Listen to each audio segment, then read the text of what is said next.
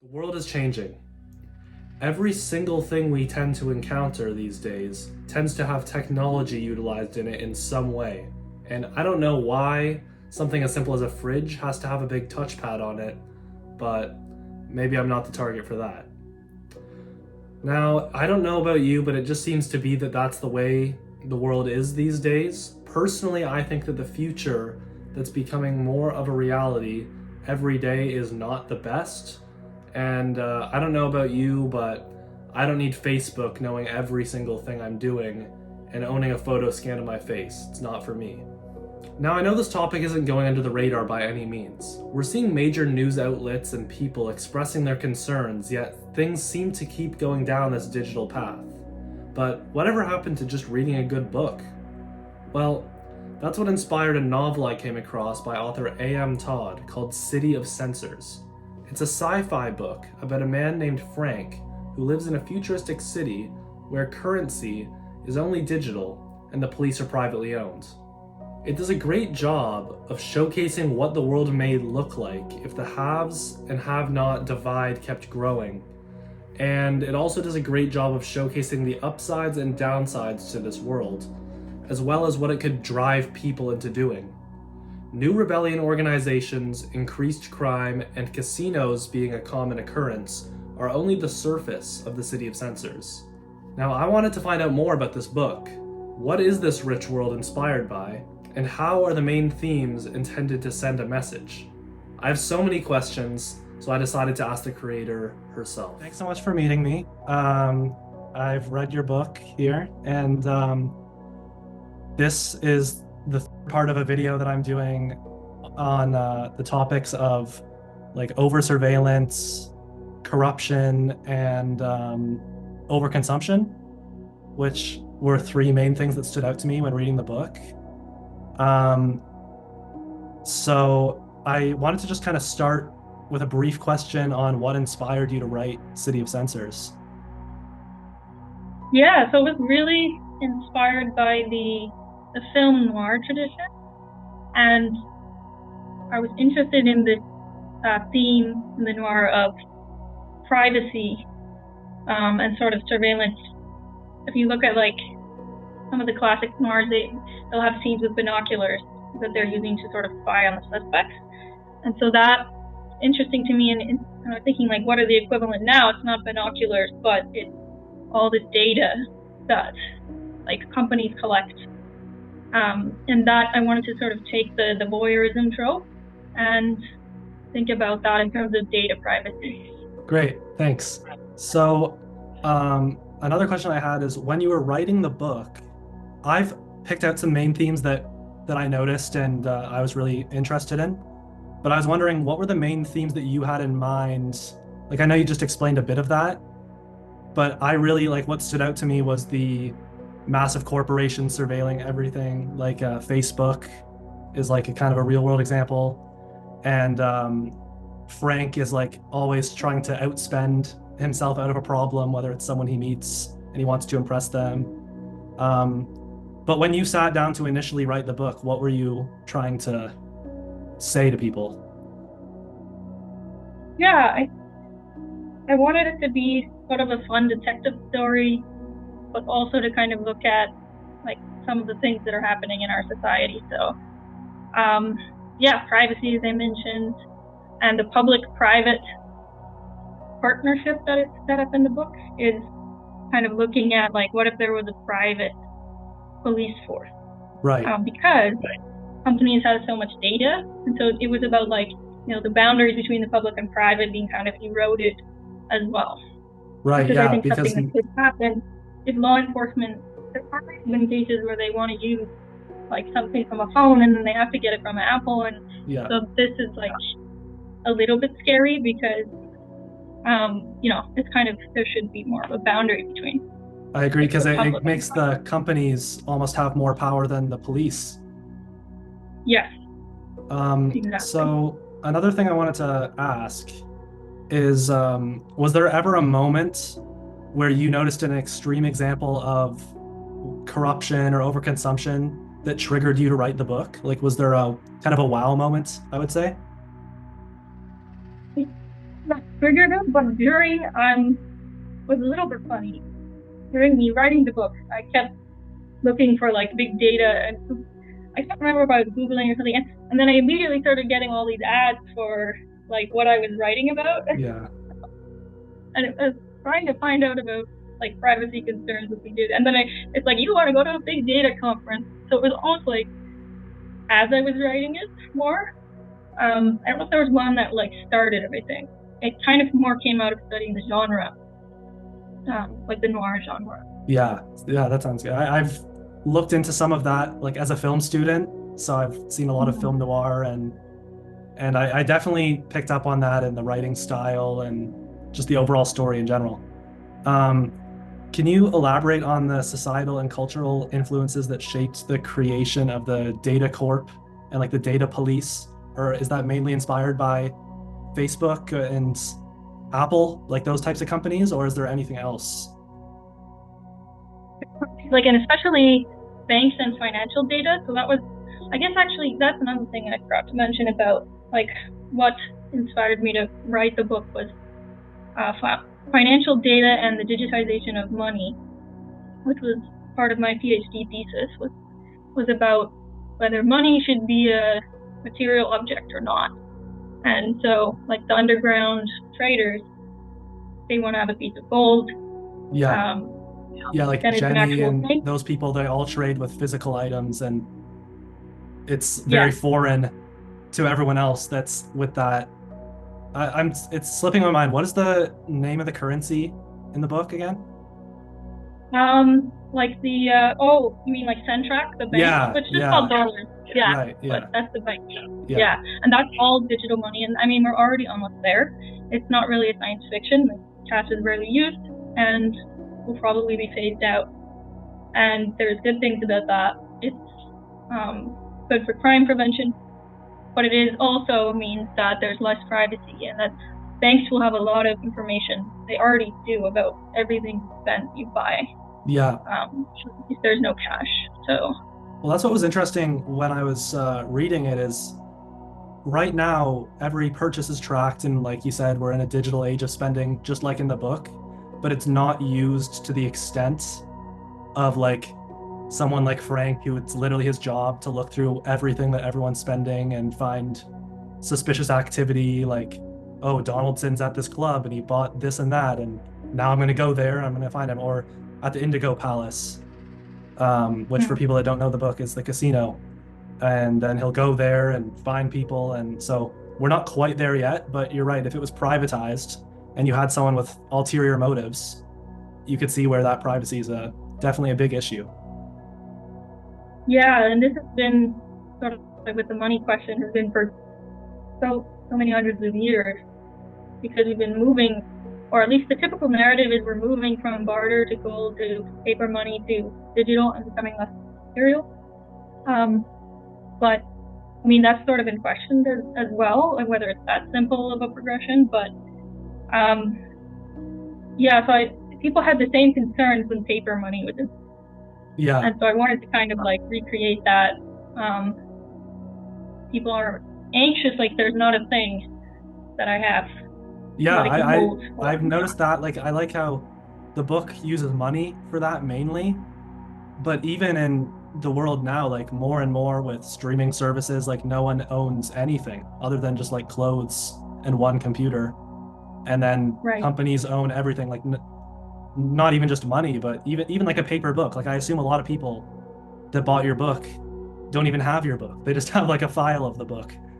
Um, Yeah. so I think that's kind of interesting. One other thing I had is the Indigo Palace and the VIP clubs that are touched on more at the end. I don't want to spoil it for people that haven't read it.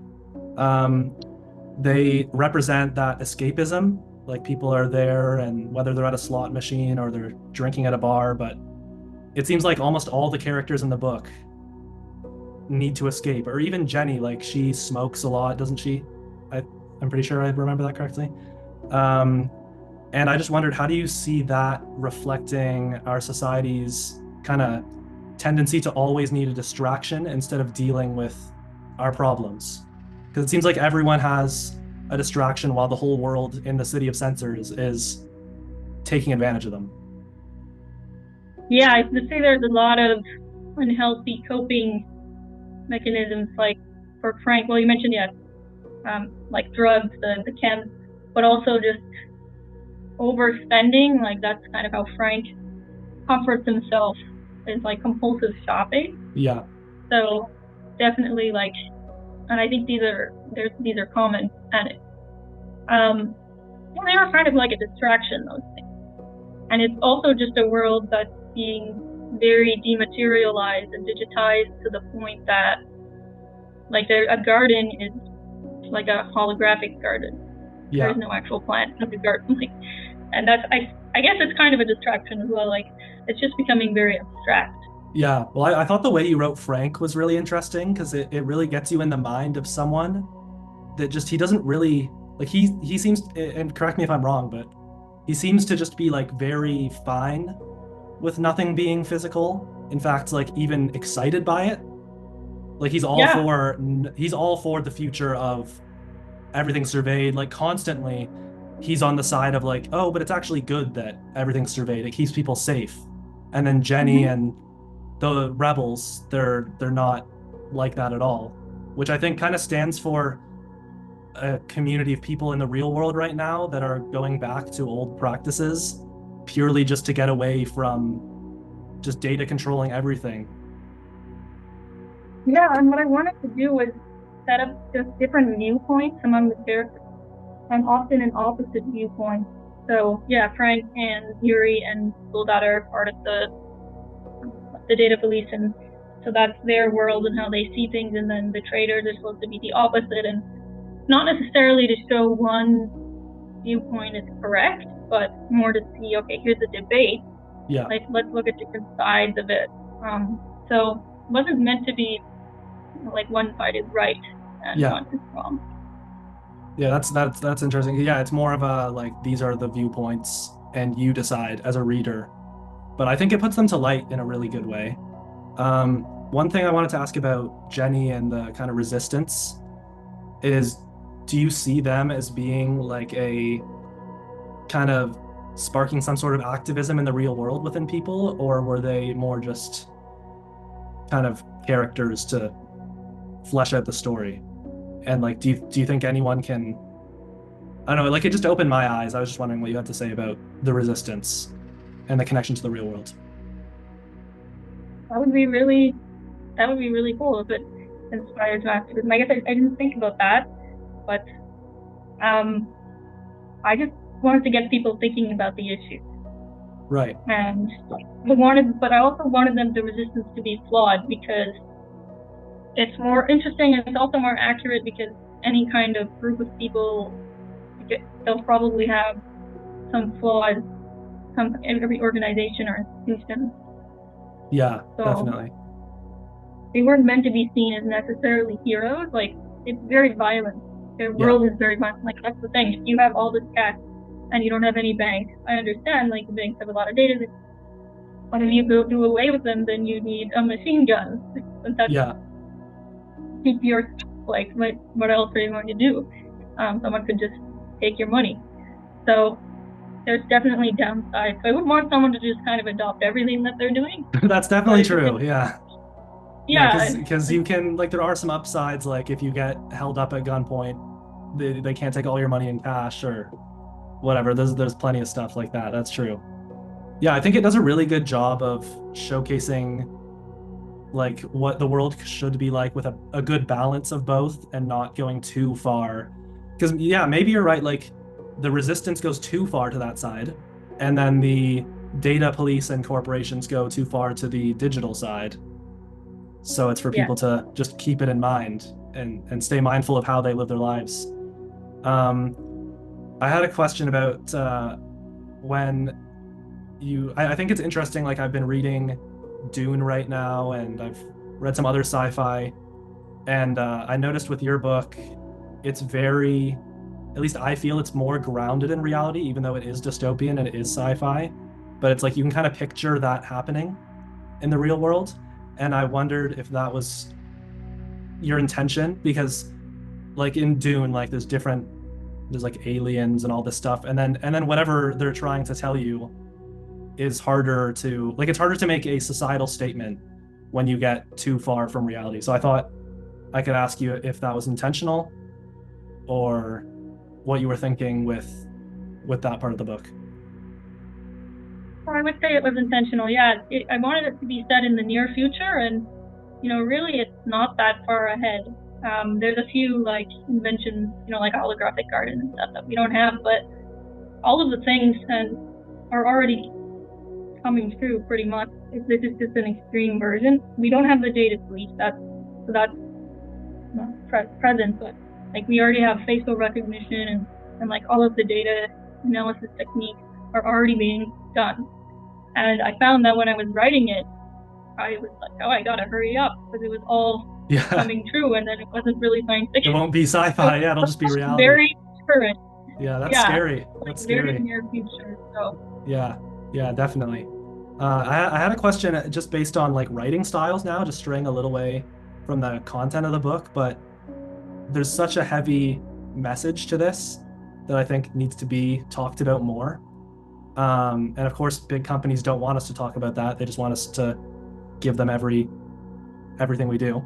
But as an author, how do you kind of navigate the balance between having a good story, like a good mystery story with twists and all that, and also bringing in this message? Because it seems like you kind of had a message for the story in mind that you wanted to tell. I was wondering, did you start and be like, oh, I'm gonna have this mystery and he's gonna get this money laundering job and that, or did you start with the idea of the societal message?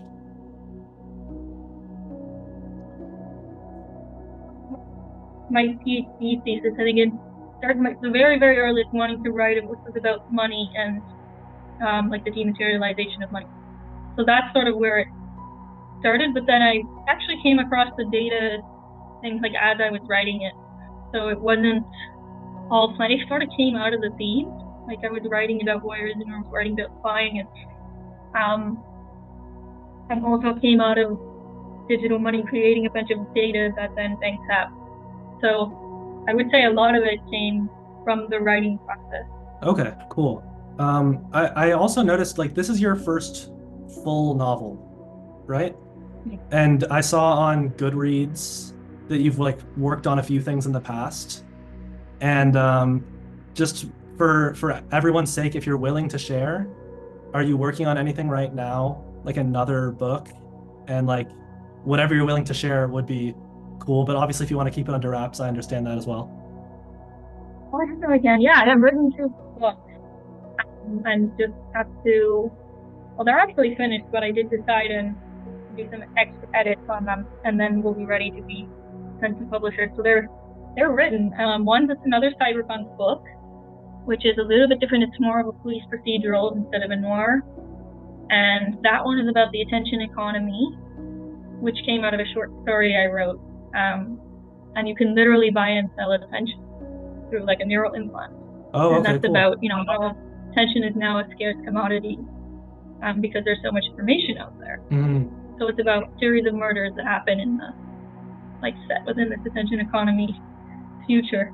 That sounds great. And my other book is completely unrelated. It's a historical novel, and it's about the experience of being a psychiatric patient in 1910. No speculative elements. Yeah. But it's something I felt compelled to write about. Interesting. Yeah, well, I'll be on the lookout for them, and everyone watching can be on the lookout for them. And is the chip, is that idea inspired by Neuralink? Like Elon Musk's Neuralink? Like a friend of mine's research and a lecture that I saw him give about the attention economy. And so there's a bunch of scholarships about it. Literary scholars have written, so it came from that. Yeah, I noticed I saw on your profile that you studied at U of T, and it seems, I think it's cool that you used your degree, you have a PhD, right? Mm-hmm. To really influence your writing. And I love it because it's like, then when you're reading the story, it's not just a story. There's like from City of Censors, there's a lot of underlying messages, which make it just, that's what inspired me to make this video and reach out to you. And there's just a lot to talk about, and I think it's really great. Um, the just wrapping up, I was wondering if there were any books that you had read that inspired you to make City of Censors, and also if you could recommend something, just because I love reading books and never have enough recommendations. And as an author, I'd be interested to see what you have to say. Yeah, so some of the main ones were Neuromancer. I don't know if you've read that one by William Gibson, a Okay. classic cyberpunk book from the 80s. And Blade Runner, the film, but also the book that came from, is by Philip K. Dick, Yeah. and that's called Two Androids Dream of Electric Sheep. That's another classic sci-fi detective. Awesome. Yeah, the 80s was an amazing time for cyberpunk. Yeah, I need to look back into that. I haven't even seen Blade Runner, so that's actually a good excuse for me to read it because I don't know what happens yet. But Yeah, yeah, yeah, that's great. Thanks so much for meeting with me. And I when I sent that message, I was like, I don't know what's gonna happen, but this is great, and I think it's gonna, I don't know, it's gonna really pad things out for the video, and everyone's gonna be really excited to have you here. So, thanks so much. thank you. Thank you so much for reading as well. Yeah, no, it's great. I found it at Chapters, and there was like, I don't remember what else there was. There was a few things on the shelf, and I was like, this looks cool, so I'm gonna pick this up. And now we're here.